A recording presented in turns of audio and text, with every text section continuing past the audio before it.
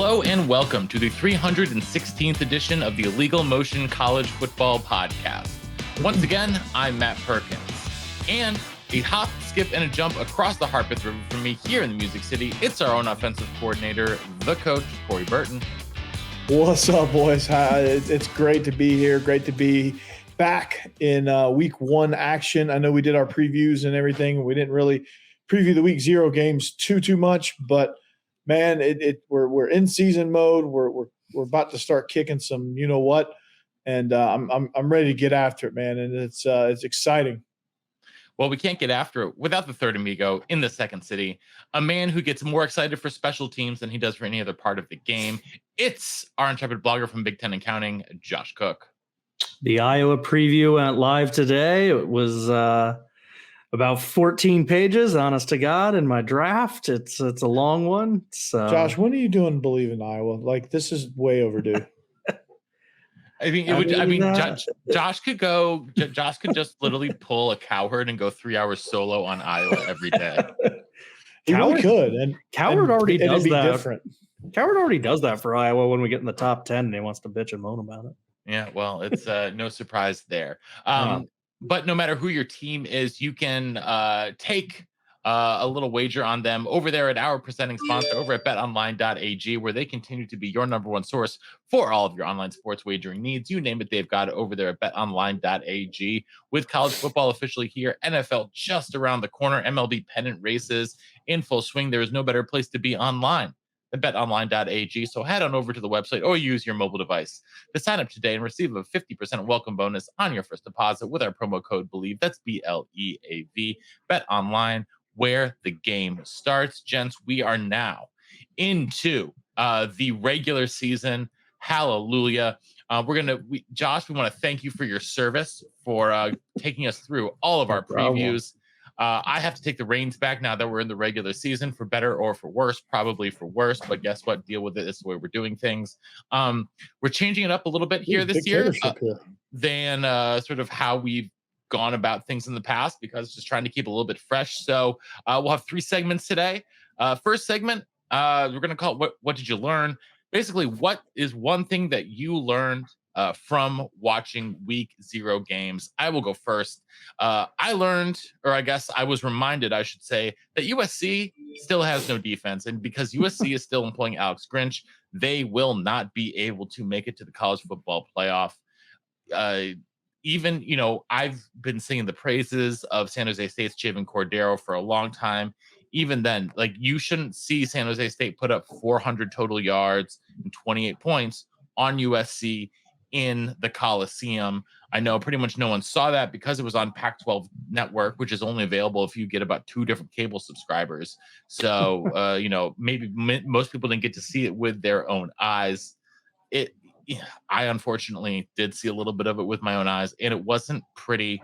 It's the same old from what we have come to expect from USC, from Lincoln O'Reilly, from Alex Grinch. And I thought, I wasn't expecting anything great or world beating, but what I saw was even more disappointing than I had anticipated. I thought, Bear Alexander might assert himself more. He didn't. And it's going to come back to bite them in the butt, because when you look at them versus a team like a Utah, who we are watching here on a Thursday night as we record, their defense isn't making stupid mistakes. Their defense isn't, being caught out of position way more often than they should be. They are bottling up a Florida team that, while they do have issues, they still have infinitely more talent than a San Jose State does. So I would say that what I learned in week 1 is that I still don't have to take USC seriously. Josh, or what did you learn in week 0? Well, Matt, to piggyback on that real quick before Josh goes, I have nicknamed USC's defense the Charmin Ultra Soft. And they went out in the offseason, and the Charmin commercials with the Bears? Mm-hmm. They got the lead mascot with Bear Alexander. Yeah. He's the Charmin Bear. Yeah. Apparently. Out there. Made no difference. So hope he's enjoying that. All his non-NIL stuff. Yeah. Anyway, go ahead, Josh. All right. Yeah, that's feels like a right thing for USC, the softer Charmans. I like that. Yeah. So what did I learn? Well, I learned two things. The first is just a small little appetizer. UTEP lost their game very interestingly. Dana Dimmel is kind of coaching for his life. And when it's like 2 minutes left in the fourth quarter and you're down 3 and you're in field goal territory, and it's 3rd and 1, maybe you don't call back-to-back passes with the second one being incomplete and then you lose the game. Probably not the best way to go about things. The other thing I learned is the Massachusetts Minutemen might get out of the cellar for being the worst team in all of football. They went to Las Cruces. They beat a New Mexico State team we were all pretty high on, who went bowling last year. Their defense gave up a ton of yards, but they had 3 takeaways, including a pick 6.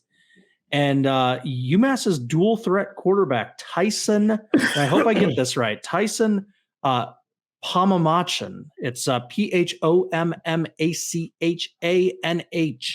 An early just tongue twister here in week 1. So I hope I got this young man's name right. But he had 192 passing yards, 96 rushing yards to lead the Minutemen. Huge win. So those are the things that I learned. Corey, I think he used to be on Clemson. Who? Tyson Fomanak. I always want to call him Tyson Farrell Monch, but the guy that I called Pocahontas. Yes, exactly him. Yeah, because it started with a P and had like a lot. You would instantly win a Scrabble game. If proper nouns were allowed, yes. Unfortunately, Coach, what did you learn in week 0? Well, I learned that Hawaii might actually be okay. They're exciting to watch. They put up some points on Vandy in week 0, a game that Matt, you and I almost went to. Tried to go to. Mother Nature said, "Yeah, we tried to. We almost did, and tried to." And Mother Nature said, "Nah." And I guess we just didn't want to wait around. But we didn't want to wait around an extra hour and a half after the game outside. So Coach and I. I assumed you stayed the whole thing. No, full disclosure, Coach and I left and went to the pub and enjoyed the game over wings and beers. What? And, yep. Yeah. What? So I'm a big fan. I thought you were going to brave it out. I thought you were going to be like the Washington State fan with the bag of popcorn. No. Just eating it. Nope. No, not us. Nope. The bulldozer will have to wait another week for us. So yeah, I will be there this weekend against Alabama A&M against Vanderbilt. So that'll be an interesting one. But Coach, yes, you're going to be too. So Coach, Hawaii. Hawaii, yes, they're fun to watch. Their offense is fun to watch under Timmy Chang. They did a lot of great things, moving the ball, a lot of creativity, a lot of things that they've lacked over the last few years, and it's Timmy Chang's kind of spin on the run and shoot. And so it's the future is the arrow's pointing up. I don't know if that's going to do anything. We'll see this week against Stanford, who also has a new coach and a kind of a new way of doing business. So that'll be a fun game to watch as well, week 1. So yeah, Hawaii, they might actually make a little bit of noise in the Mountain West. They might. I mean, their quarterback, Shager, had a nice game for himself, 350 yards and 3 touchdowns, a couple turnovers as well. But all right, so that is what we learned in week 0. Let's move ahead to week 1. And it's Thursday night as we're recording this. So, gentlemen, what I'm going to do is give you one game that I am keyed in on for each time slot over the weekend: Friday night, Saturday early, middle of the day, late, Sunday, and Monday. With a question, and we will go from there. Friday, September 1st, couple interesting games on the schedule. Nothing fantastic. The Battle of Miami is taking place between Miami and Miami. The Confusion Bowl. Miami Gardens. But neither team named Miami plays in their colleges aren't in towns named Miami. Nonetheless, it doesn't really matter. That's not the game I'm interested in. Oxford's right in the homeland of the Miami tribe. Yeah, well, it's Miami is the real Miami. I'm well aware, but they still play in Oxford. Miami's in a suburb of Miami. Coral Gables is a suburb of Miami, but yes. I believe it's Coral Gables. Coral Gables. No, the game I'm interested in, though, is Louisville and Georgia Tech. And that is because we have 2 new head coaches. Georgia Tech's Brent Key takes over full-time after filling in admirably for the fired Jeff with 2 Geoff Collins. Is he still wearing capris? I saw Jeff 2 weeks ago, actually, and he was not wearing capris at the time. Are you positive? Are you hanging out with him? Yes, I am positive. I saw everything that were you capri shopping with? Were you and him picking out matching capris or something, or like were y'all like pulling at Sam's? No, we went to Boot Barn. It was buy one get 2 free, Coach. We were down he to Broadway. Wear boots. Yeah, because the boots cover up the capris. You can't tell they're capris anymore because the boots go high enough that they cover it up. These 2 poor Florida fans are walking through the Utah student section, by the way, just so you know. Well, we've got coaches in Jeff Brom and they're looking for a quarterback. Brent Key at these 2 ACC schools. I'm not as worried about this game. We can talk about this game a little bit, but Josh, my question for you though, here, 2 new coaches. What does success look like for each of these teams, both in this game and this weekend and this season, I should say? All right. So starting with Georgia Tech, they have these games that I have as complete locks: South Carolina State, Boston College, and Virginia. And Bowling Green, they would also be favored in, although Bowling Green is kind of a frisky MAC team. So let's be generous. Benefit of the doubt, we'll say that there's 4 absolute wins on this schedule. That means to get a bowl, they just need to find 2 more wins, with at Ole Miss, probably not happening, at Miami, probably not happening, North Carolina, probably not happening, at Clemson, probably not happening, Syracuse, definitely possible, and then Georgia, probably not happening. So for Georgia Tech, if they can knock off Louisville here at opening week, they have a really good chance at a bowl.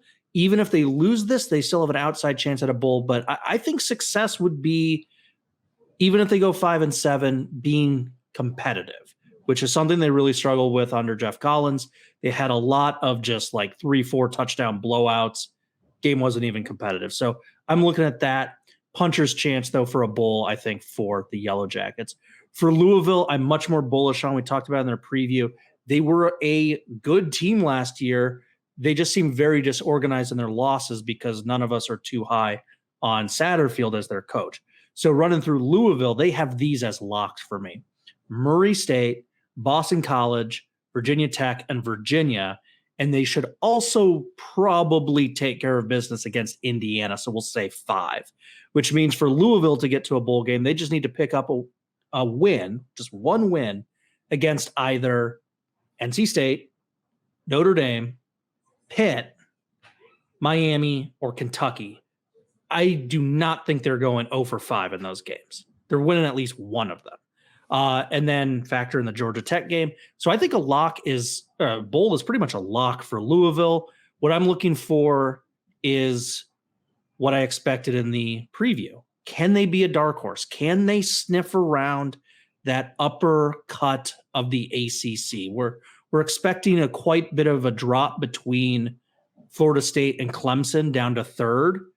But can Louisville be the team that rises up and surprises everyone and gets 3rd? So to go back to your question, what does success look like?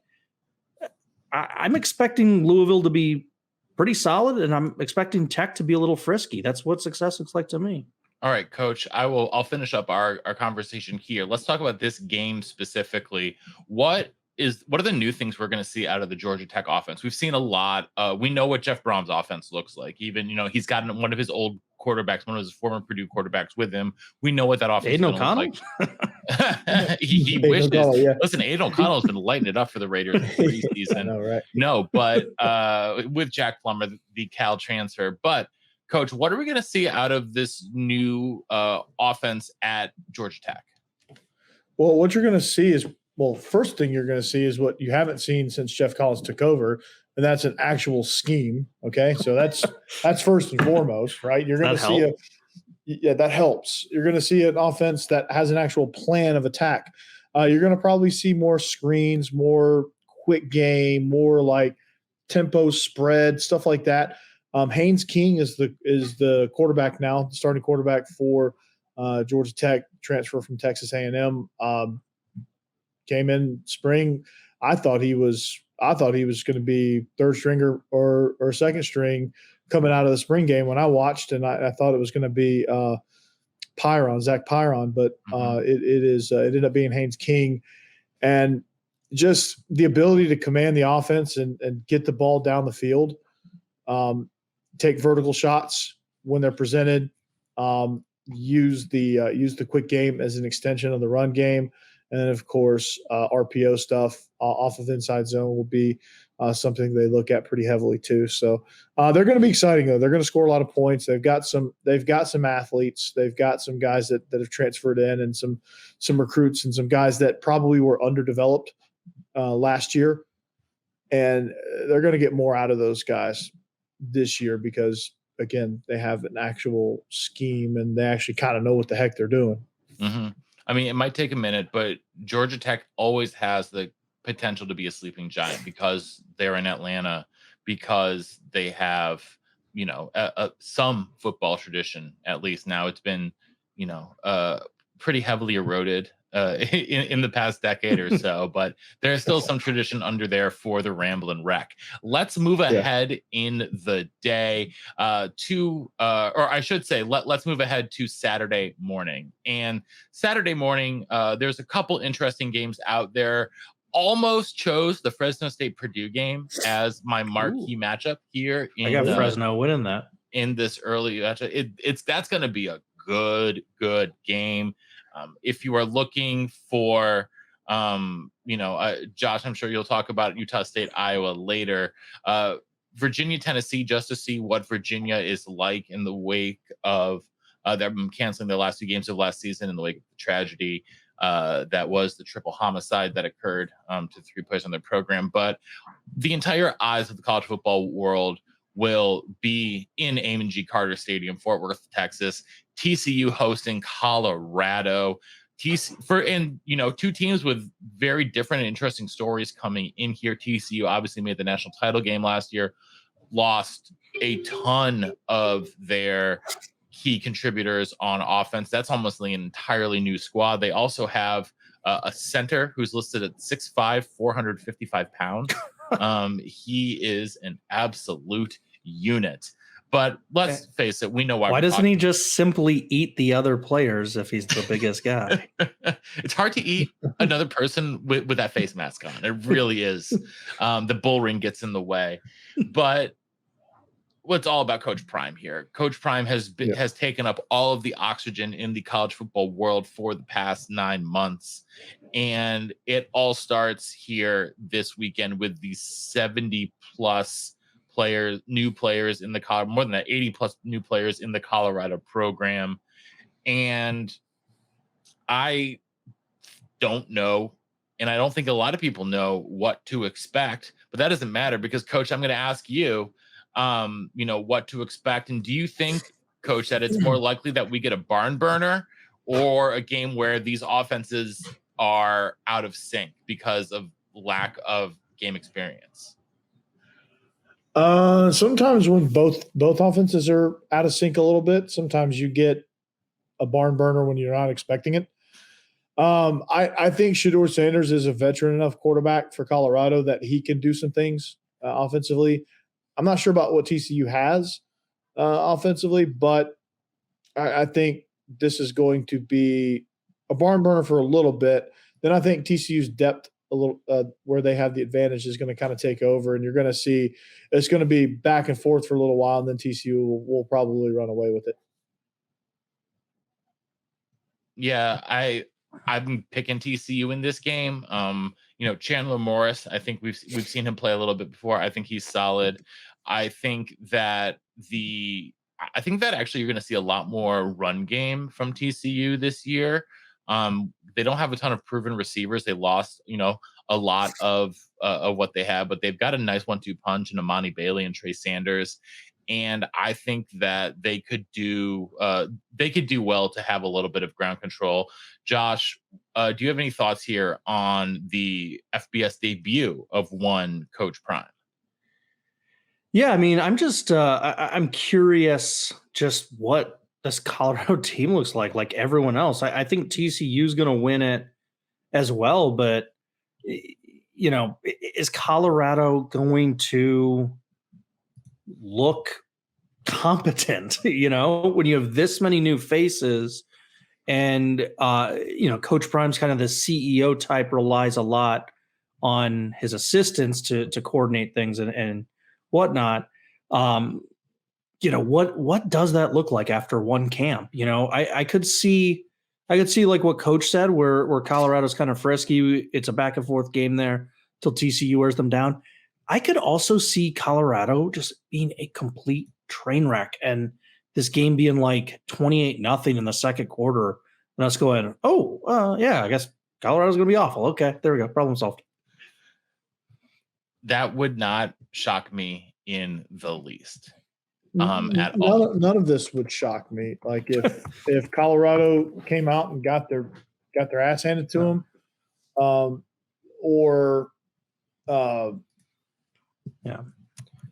if they came out in a barn burner. Yeah, a lot of this has to do with, we thought Sonny Dykes did good work at Louisiana Tech. We thought he was an effectively run program at Cal.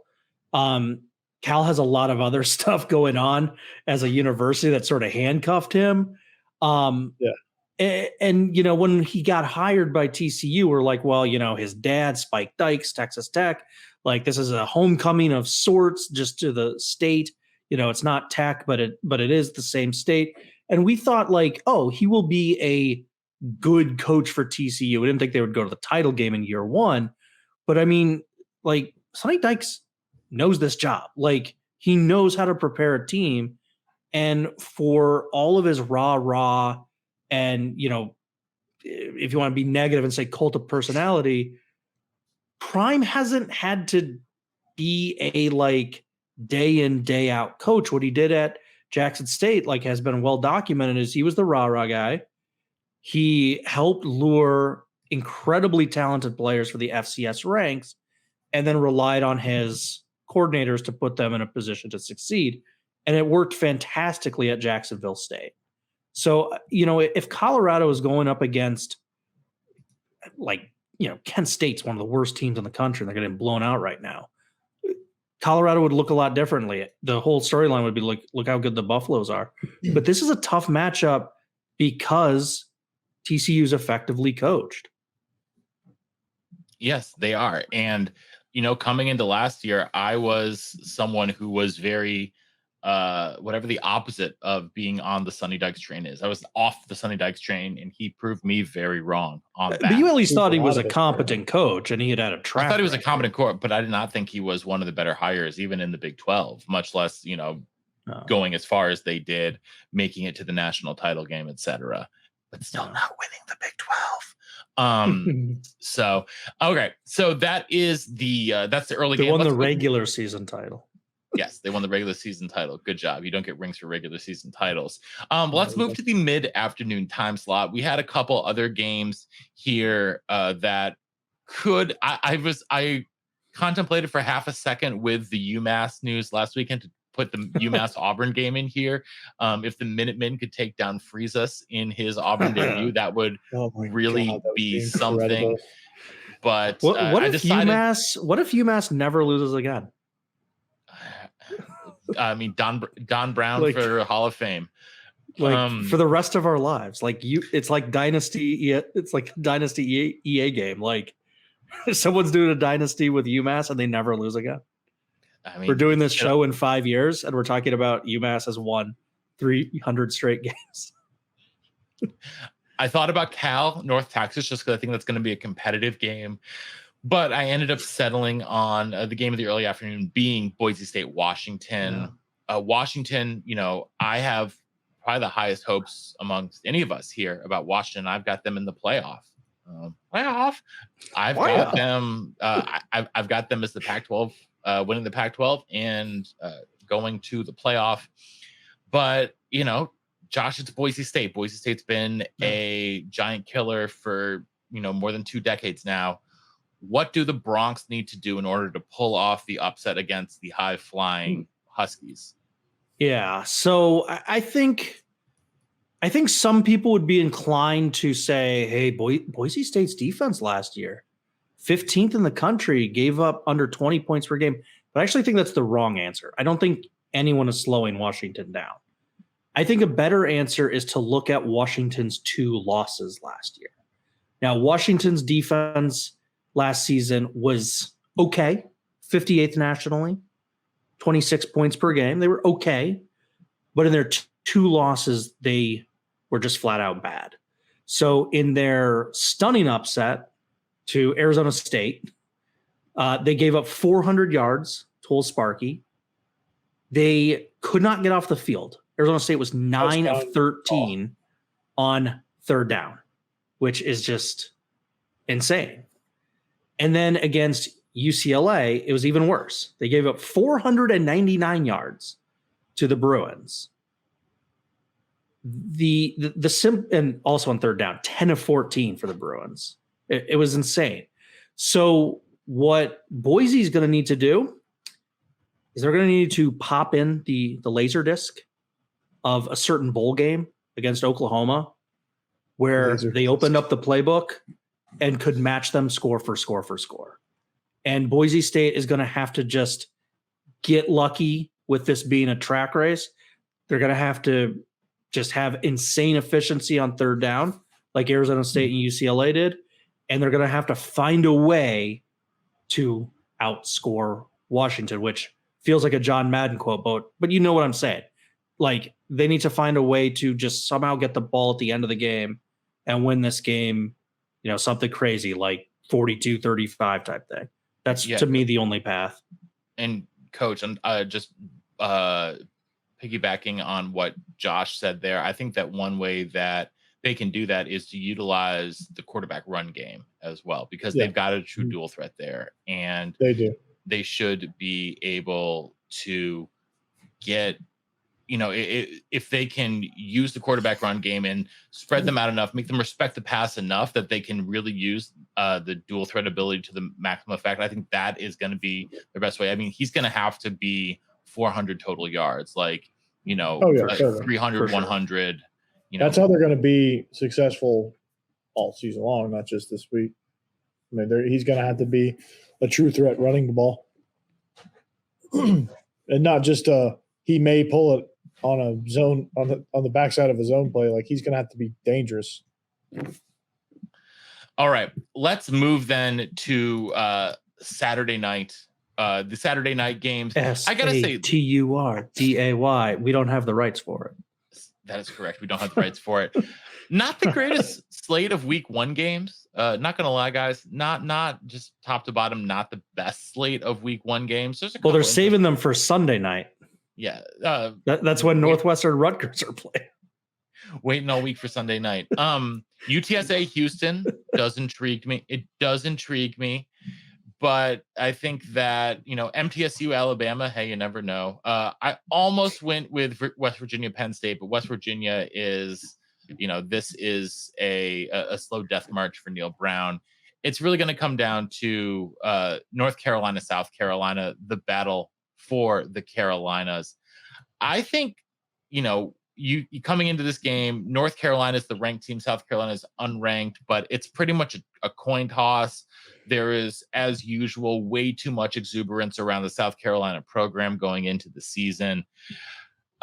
Coach, now one of the things that worries me about both of these teams are their defenses in general. Yeah. I mean, I'm always worried about South Carolina's offensive line. South Carolina usually has a couple standouts, 1 or 2 standouts on the defensive side of the ball, but never as a unit. I don't think either of these teams really has much in the way of a defense. So my question to you is, which of these 2 mediocre defenses is most likely to slow the other team down? I think when you look at the way the teams are built, the depth that these teams have, I think South Carolina, by the slimmest of margins, is a little bit better up front on the offensive side of the ball. So I think South Carolina can be, with scheme and duct tape and bubble gum, can be a little bit more disruptive than North Carolina can be. So to me, I think when you look at the way South Carolina is built, that's what they do. They disrupt you scheme wise. Again, like I said, just look at how they got after Tennessee. Like, they had no business doing what they did to Tennessee, and they knocked him out of the game. But before that, they made things very difficult for Hendon Hooker, and we would consider that a very, very strong elite offense. And so they're going to come after Drake May. Yeah. And it's going to be like, this is probably some of the heaviest blitz that he's going to see all year long. It's really interesting. There's a lot of storylines in this game that I'm very interested in. On the South Carolina side as well, I'm interested to see what they do with Nichols Harbor, how much he plays, the 5-star true freshman who is one of the freakiest freak athletes that we've seen come into college football in a long time. I mean, this is a kid at 6'5", 230 pounds, is running 10-1 in the 100.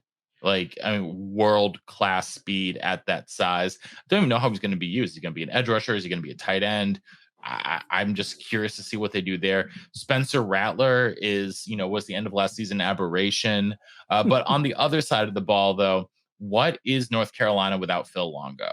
And we've seen Phil Longo come in with 4 years there under Mac Brown. He's absolutely the world on fire between Sam Howell and Drake May. What does that offense look like without him around? And who turns into North Carolina's number one receiver? They lost Josh Downs, who was their all-world everything receiver from last year, operating out of the slot. I still think there's a lot of questions, and it would not surprise me at all to see Drake May's productivity go down like 10 to 15% this year. Mm. Oh, for sure. Like, just in general. Yeah. Mm-hmm. So, not going to talk about any of the late games on Saturday night. I don't think there's anything too interesting. But Sunday, we're here to talk about Northwestern Rutgers. No, sorry guys. We're here to talk about LSU Florida State, the marquee matchup of the weekend. It is one of the best non-conference games in the entire country this season. It's a kickoff game, again, like it was last year. Florida State won a very dramatic game last year in I believe it was in New Orleans, in the New Orleans Superdome. This year, that game takes place at Camping World Stadium in Orlando, Florida, effectively a home game for Florida State. LSU is without their top tailback as well. I think all of the eyes of the college football world, after they take their eye off of Coach Prime down in TCU, will be here. LSU, Florida State. It is going to be a good one. But Josh, like I said, both these teams, big expectations this season. Which of them is more likely to let their fans down? Well, the answer is LSU for two reasons. The first reason has to actually do with Florida State fans are still getting over Willie Taggartitis. They know that this rebuild is not going to happen instantaneously. Skulking around some of their message boards and reading stuff about the team, they are cautiously optimistic. But let's say the worst happens. Let's say they lose to LSU, and let's say they lose to Clemson. The other 10 games are all highly winnable. So even if they do drop those two mega games and they're 10-2, that still puts them in the ACC title game. So part of it just has to do with the fan base rationale. The other thing is LSU's schedule. They have a trip to Ole Miss. We like what they're doing. They have a trip to a little town called Tuscaloosa. I think you've heard of it. They play some decent football there. Yeah. Well, of course, LSU put it on Ole Miss last year. Yeah. So. But I mean, it's still a league road game. LSU also lost to Texas A&M last year. Yeah. Well, they have A&M again, obviously, for the division. They also have, they should win these games quite easily, but they travel to Missouri, and Missouri has a really good defense. Like, yeah, what do you think? Maybe a 5% chance, but I mean, it's still a chance. So LSU, obviously if LSU loses this game, like it'll be panic probably again, because every LSU fan assumes they're going to the playoffs. But yeah, I mean, even if they win this game, they still have some really tough games ahead of them. So to answer that question, yeah, LSU's the more likely team to let their fans down. I think this is going to be a really good game. I think it's going to be a really good game as well. I will ask for a quick prediction on this one, because I think this is the game that everyone does need to throw a prediction on. I am going to take Florida State winning this one, winning and covering. I mean, LSU is actually 2-point favorite, but give me Florida State 27-20 in this one. I think Florida State has the combination of, both these quarterbacks are veterans, have seen a lot of football. I like Jordan Travis a little bit more than I like Jaden Daniels right now at this point in their careers. I feel like Jordan Travis a little bit more of a threat with his legs. I like Florida State's wide receiver group a lot more. I like LSU is going to be stronger on the defensive line, I think. But I think that if you look at Florida State has playmakers at every single level of the defense, and I think there was still a couple holes in LSU's defense that are going to need to be fixed. I like Florida State. I like Florida State a lot. I like them too much going into the year, which is probably going to be my downfall, as it always is. You just have a soft spot for those muscle jerseys that they used to wear back in the day. I mean, a soft spot for the ACC is what. If you can inject Warwick Dunn 1993 into my veins, like, please do it. Just please do it, and let's go from there. All right. Well, I'm gonna even things up, and we'll let Coach be the deciding factor, because I'm taking LSU, and I'm taking LSU for a very media driven narrative. LSU choked this game away last year. All those returning players are upset about it. All the returning coaches. Brian Kelly's all upset about blowing it a year ago.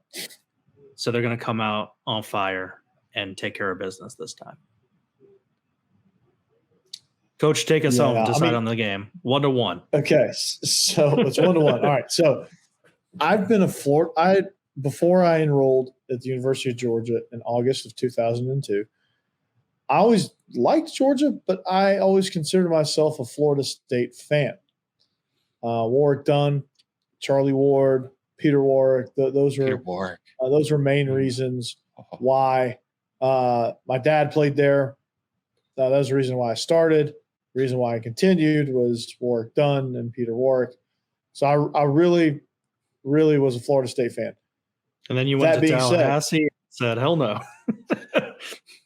Well, I was in high school and I went to Tallahassee. I thought Doak Campbell was cool, but I just think that, Matt, you said the only advantage that LSU has is on the defensive line. That might be the only advantage they need. I mean, if they're constantly hitting Jordan Travis, if they're constantly in his face, which they certainly have the capability of doing that, your cousin Harold Perkins is definitely going to be roaming back there at linebacker, and I just think that up front, I think they're going to be a little too much. And then the only reason they choked that game away last year was special teams. Their special teams was truly special. And I think they're going to get that fixed. And I'm not saying they're going to run away with it, but I think they're definitely going to win and cover. So I'm taking LSU. I like my Florida State pick even more now. All right, let's finally then Monday, we've got Clemson and Duke. Especially because I picked Florida for tonight on SEC After Dark, so that was looking real nice. We are in Wallace Wade Stadium. The Dukies are coming off one of their best seasons in a long time. Clemson is trying to get back on the horse after a couple quasi down years with DJ Uiagalelei at quarterback. Now they've got Cade Klubnik, the former 5-star, who is supposed to be the next, the next guy for the Tigers. But you know what? Riley Leonard for Duke last year had a heck of a season, and I've already seen him as a listed by some draft gurus as a potential first rounder for next spring. Just like Danny Dimes. So, Coach, let's talk about this game. Quarterback you down there at Duke. With those quarterbacks, which one would you rather have? Riley Leonard or Cade Klubnik? I'm going Riley Leonard, man. I'm watching I actually, when you asked me this question, I watched some highlights of Riley Leonard. Got those dialed up a little bit to kind of figure out exactly what I was getting into. And I'm like, good Lord, man, this guy's got, not only he's got some moxie, but the guy's an athlete, man. He's good in the run game. He can scramble. He has a nice arm throwing the ball. He has great command of everything. I mean, he just looks like and carries himself like a potential first-round quarterback. I think he's going to have a special year. Now, whether or not the rest of the Duke team is going to, that remains to be seen. But, I think he's certainly a tremendous leader. And Josh, you brought up the name Danny Dimes. Like, he could be the next version of Danny Dimes. Hope maybe, and for his sake, hopefully not taking so long to develop in the NFL. But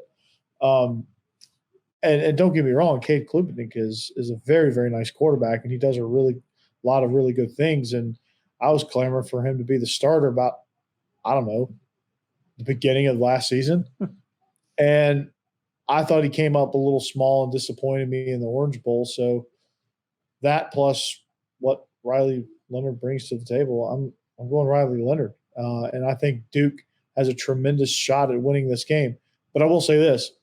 Clemson has new offensive coordinator, Garrett Riley, which we know the Riley family is not much for defense, but that's okay. I don't think Garrett Riley's not the head coach, and he doesn't have to worry about the defense. He just has to worry about scoring points. And that family, they like scoring points. They don't like stopping anybody, but they like scoring points. So for that reason, I think Clemson will be much improved, at least on that side of the ball. Defensively, I'm not real sure what they have. They've been kind of in a downward spiral defensively since they lost Brent Venables. So who knows, man? I mean, I don't know. I kind of like what Duke's doing. I kind of like what Mike Elko has going on over there in Durham. So I might be inclined to say Duke might come out of this one victorious, man.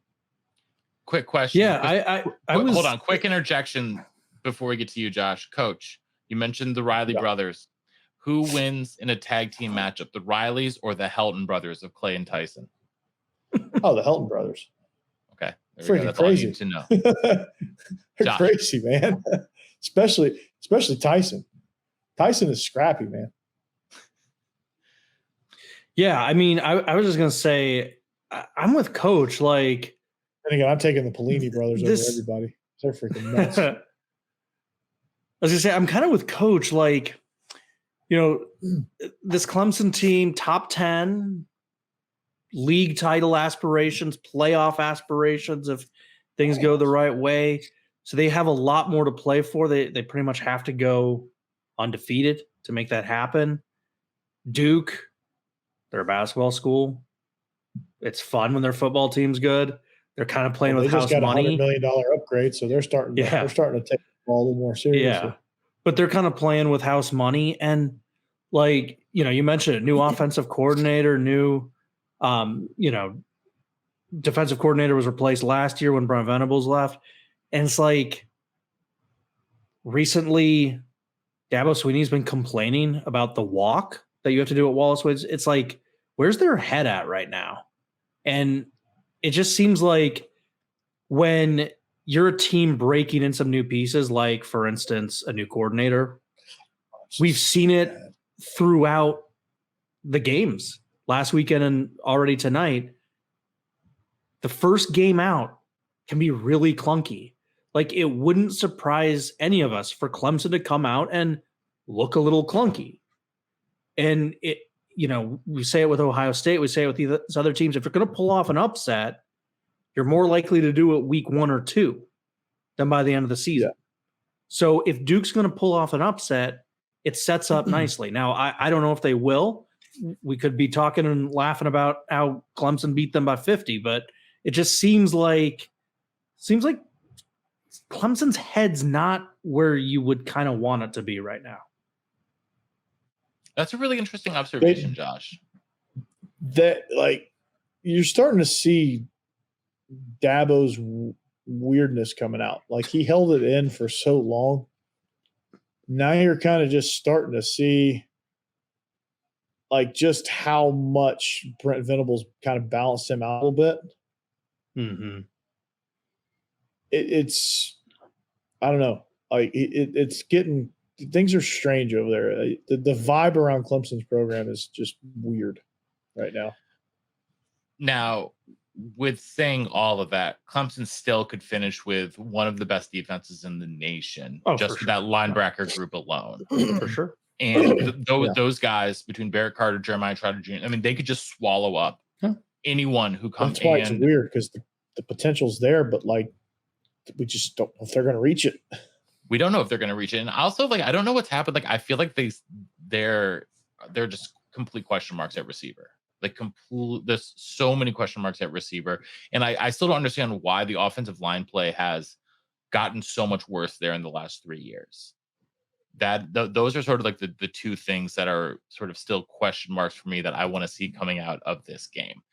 But speaking of questions that we want to see answered, that is segment 3 here for us today. We're going to wrap it up here today. But I want to ask each of you, what is one question that you want to see answered this weekend? Now, it doesn't have to be, or probably shouldn't be, with any of the games we've talked about already. I will go first. This is where we can also all be homers if we want to. For me, what does the air raid look like in Madison? What happens when there are no fullbacks? What happens when Bernie walks around lost? When they come out and start the game with in 10 personnel, coach. I don't know what the fans are going to do. I'm curious to see how long it takes to get everyone on the same page at game speed, because it's not like you're just in, a new coordinator with some new scheme. This is going from, 7 blocks of granite up to hyperspace, right? This is a complete transition, schematically, personnel wise, so much. And for me, I'm curious to see what takes shape here. It's not obviously as crazy as the changes that are happening at Colorado, but it's a lot of new pieces, an entirely new scheme, an entirely new sort of tempo. And I'm just curious to see for the Badgers how this all plays out. And if things don't go right at the beginning, how long until Wisconsin fans are, you got to pound the ball, you got to establish the run, blah, blah, blah, blah, you got to lean on them. I'm curious to see how long it takes to hear that. So, Josh, I will throw it to you next. What is one question that you want answered in week 1? All right. I'm not going with Iowa, because the question is just like, will Cade play? Because, he's kind of day-to-day questionable. He's been practicing. I think even if they do rest him, Iowa's talent edge against Utah State will still let them win. So there were 2 games I was really, really, really intrigued with. One was South Alabama at Tulane. We think the world of Tulane. We think South Alabama is going to be a major factor in the Fun Belt. That's just going to be a straight-up fun game. So I'm going with one place that I don't think any of you thought. I was preparing the week 1 preview over at my website, BigTenAccounting.com. You just ruined my shout out for my website. Sorry, Josh. What's that website that you were talking about? BigTenAccounting.com. So I was prepping the week 1 preview, and Illinois, they have a tough one. They are 9.5-point favorites at home, but they are taking on Toledo, the Rockets, the MAC favorites, the defending MAC champions. 16 starters back, including the best quarterback in the MAC. Illinois lost a ton of players. They were a senior-laden team last year. So even though they had a nice season last year, lots and lots of new faces, including their defensive coordinator's gone. He's coaching Purdue now. So a lot of turnover for Illinois.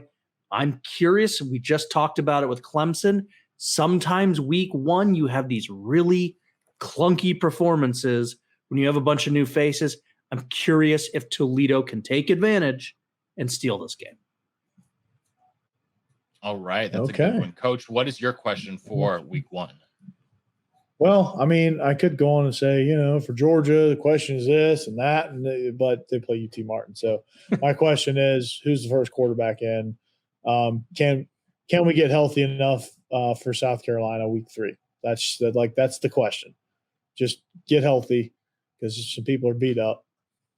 Get healthy for South Carolina. My question lies in the Big Ten and seeing who is going to come out of that other division. Like, what is Ohio State going to look like with Kyle McCord at quarterback?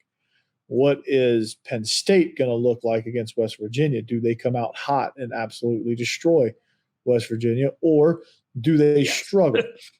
That will.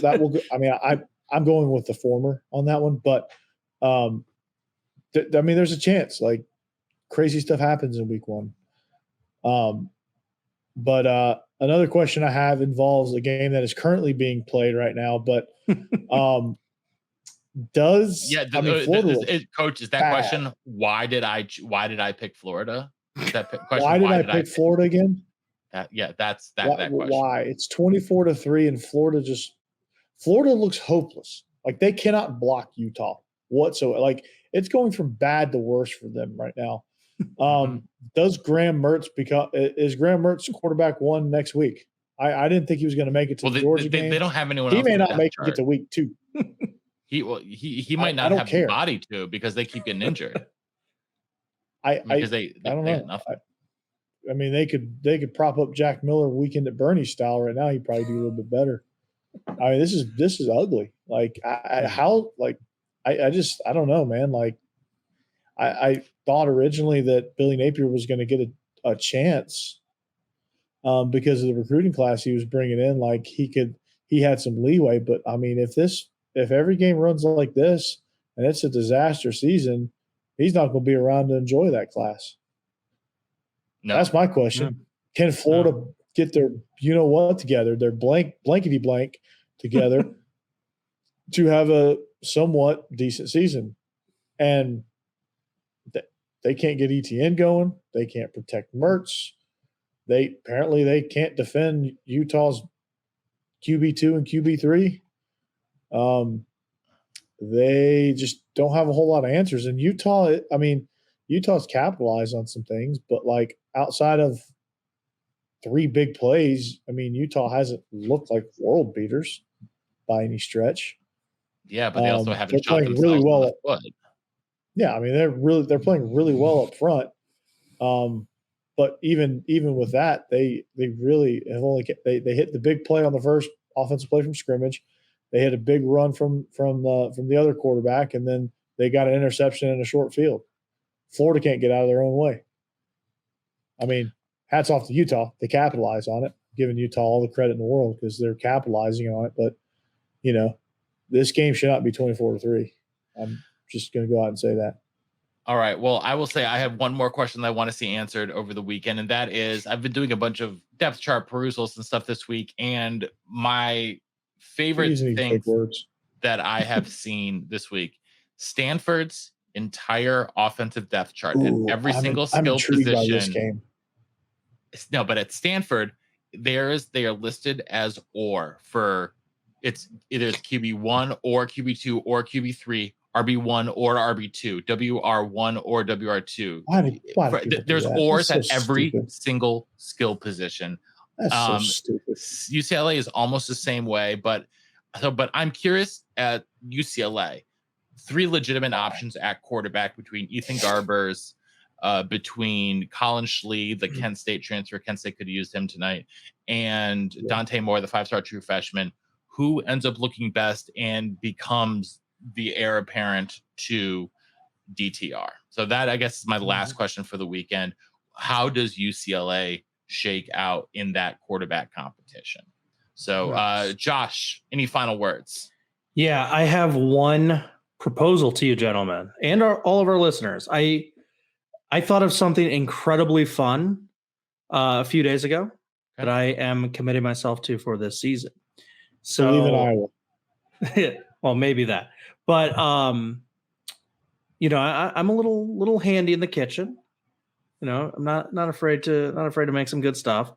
But I found myself, during football season, sticking with kind of like the basics. Like I'll make some amazing nachos one week, or fire up the grill, do some burgers or whatever.